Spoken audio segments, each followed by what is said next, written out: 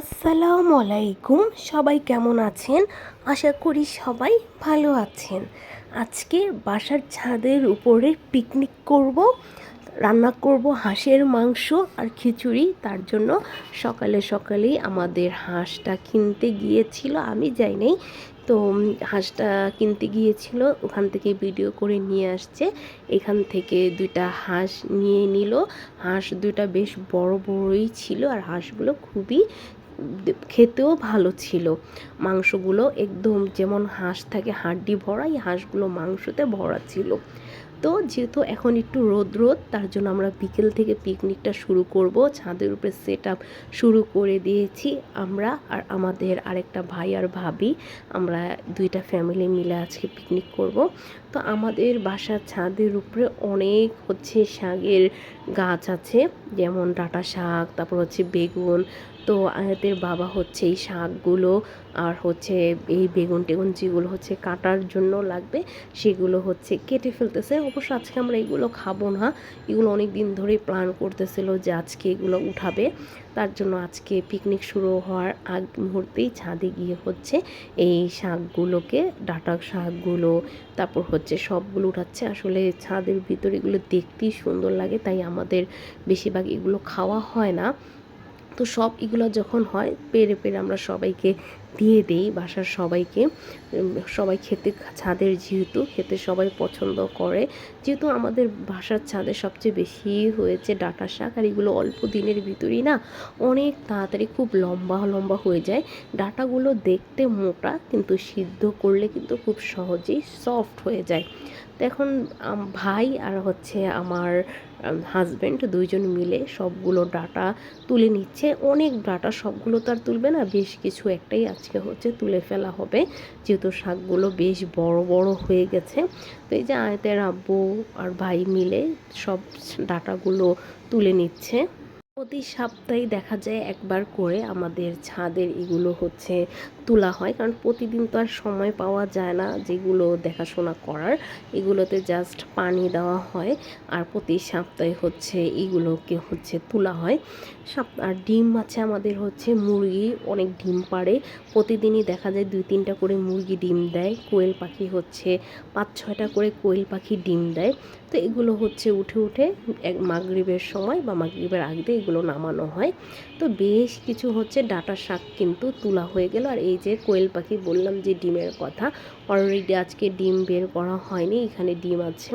আর এই যে মুরগি আরও 2-1টা মুরগি ছিল বেশি, ওই 2-1টা মুরগি কয়দিন আগে খাওয়া হয়ে গেছে।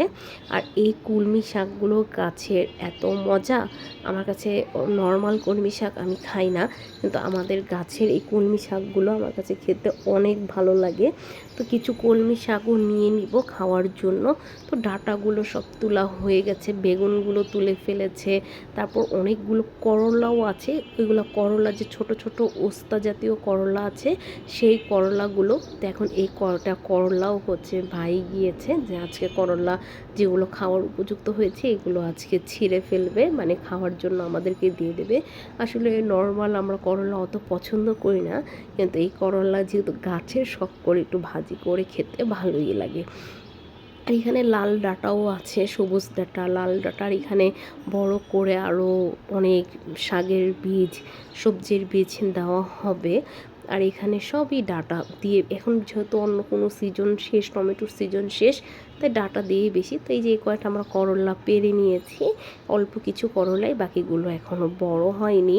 আর আমি এখন কিছু মরিচ তুলে নিব, যেহেতু বললাম যে আজকে পিকনিক খেলবো। তো পিকনিকের জন্য চাচ্ছি যে গাছের মরিচ দিয়ে পিকনিকটা সেরে ফেলবো। তো আমাদের গাছে অনেক, আরও 2টা গাছ আছে, ওই গাছে সব বেগুনি কালার মরিচ। আমি এখন সবুজ আর লাল এই মরিচগুলোই পেরে নিচ্ছি গাছের থেকে। আসলে গাছের জিনিস পাড়তে না খুব আনন্দই লাগে। আর শখ করেই আমাদের এই বাগানটা ছাদের উপরে করা, 10তলা ছাদের উপরে। আমরা জাস্ট উপরে 11তলা সিঁড়ি করে এই জাস্ট গার্ডেনটা করেছি। তো এখানে কাঁচামরিচ তোলার পর ভাইকে বললাম যে কিছু শাক কেটে দেন, এই শাকগুলো রান্না করব। তো ভাই কিছু শাক কেটে দিচ্ছে। শাক, অনেক শাক, এগুলো খেয়েও শেষ করা যাবে না, যতটুক জাস্ট খাবো, খাওয়ার জন্য আজকে জাস্ট অতটুকুই পারবো, এর চেয়ে বেশি আজকে আর নিব না। তো বলতে বলতে অনেকগুলোই শাক কাটা হয়ে গেল, সবগুলো শাক একদিনই রান্না করে খেয়ে ফেলবো। শাকগুলো খুবই মজা হয়। আর এখানে দেখেন বেগুনগুলো কিন্তু অনেক বেগুনই ধরেছে। আজকে বেশ কিছু বেগুনও পাড়া হয়ে গেছে, কেন জানি বেগুনগুলোতে একটু একটু পোকা ধরতেছে, বুঝলাম না। তো এটা দেখে এটা ভিতরে সার দিতে হবে। আর বটবটি গাছে দেখলাম একটাই বটবটি ধরেছে, তো এই বটবটিটাও ছিঁড়ে ফেললাম। তো আমাদের ছাদের উপরে সব কিছু হচ্ছে, যেহেতু সন্ধ্যা হয়ে গেছে, ছাদের উপরে লাইটটাও ধরিয়ে দেওয়া হলো। আর মুরগি, কোয়েল পাখির ডিম এগুলো হচ্ছে এখন খাঁচা থেকে সব বের করে ফেলেছে, যেহেতু সন্ধ্যা হয়ে গেছে। সবগুলো আমরা নামিয়ে রেখেছি। আর এখানে সব আমাদের বললাম যে একটু ছাদে পিকনিক করব, হঠাৎই পিকনিক করতে ইচ্ছে করলো। অনেক দিন ধরে লার্কি চুলার খাবার খেতে ইচ্ছে করতেছিল, তাই হুট করে প্ল্যান করে ফেললাম ভাই গিয়ে আমরা যাদের সাথে পিকনিক করব। তো ভাই গিয়ে হাঁস কিনে এনেছে, আর আমি হচ্ছে রান্নাটা করে নেব। আসলে এই খড়ি চুলা বলেন আর কি চুলা বলেন, আমি এটাতে কখনো রান্না করে নেই। ভাই যেহেতু চুলাটা ধরিয়ে দিবে, সব কিছু রেডি করে দেবে, জাস্ট আমি হচ্ছে রান্না করব। তো এখন হচ্ছে যেহেতু সন্ধ্যা পুরোই হয়ে গেছে, মাগরিবের আজান দিয়ে দিয়েছে। তো এখন হচ্ছে আমরা লাইট টাইট সব কিছু ধরিয়ে ফেলেছি। আর এখন হচ্ছে আমরা চুলাটা রেডি করে আগে হচ্ছে হাঁসটা বসিয়ে দিব। আর ভাই খুব সুন্দর করে নারকেল চুলাটা বানিয়েছে, মাটির চুলাটা, যে মাঝে মাঝেই যেন আমরা ছাদে পিকনিক করতে পারি। তো পিকনিক শুরু করার আগে আমরা একটু হালকা করে চা নাস্তা খেয়ে নিচ্ছি, দুধ চা আর হচ্ছে বাকরখানির রুটি। তো খেয়ে দিয়ে এখন হচ্ছে ভাই চুলাটা ধরিয়ে ফেললো। চুলাটা কিন্তু খুব সুন্দর ধরে। তো এই যে চুলাটা খুব সুন্দর ধরে যাচ্ছে। এখনই আমি হচ্ছে হাঁসটা আগে বসিয়ে দিব।